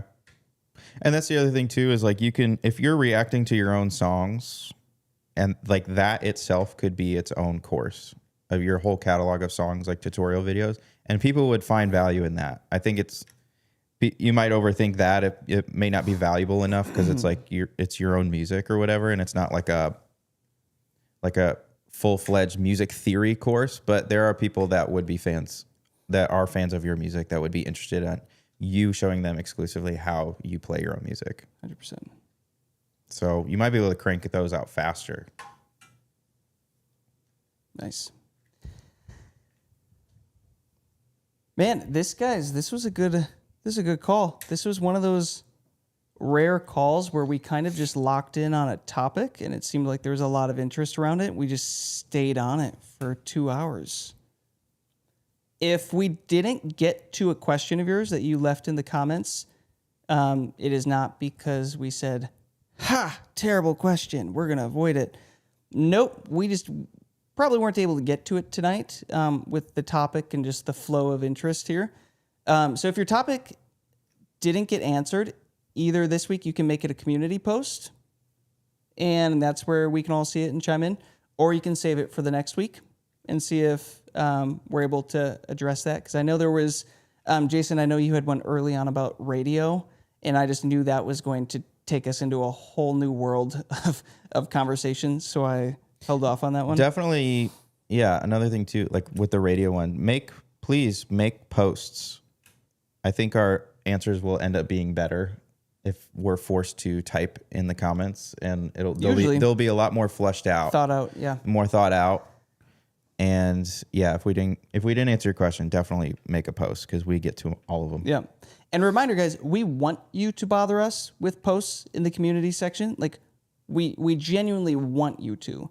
So don't ever feel like, oh, I don't want to annoy Jason Joey again, or like, oh, I'm the one asking all these questions. It's me again. We want to see that. That is helpful for us from a teaching standpoint. That's helpful for everybody else in the community because other people are actually having the same question, but you're the one that's confident enough to make the post about it. So please keep them coming. It's a great way to learn during the week between calls. So, well, just like that, gang, we will see you next week, Tuesday. If you have any questions, drop it in the community chat. Hopefully you got as much or more value from this call than the time you took to hang out with us. We will see you on the next one. Thanks, guys. Is Trace still here? I need to talk to Trace. Trace, you are in trouble. I can't. I can't see.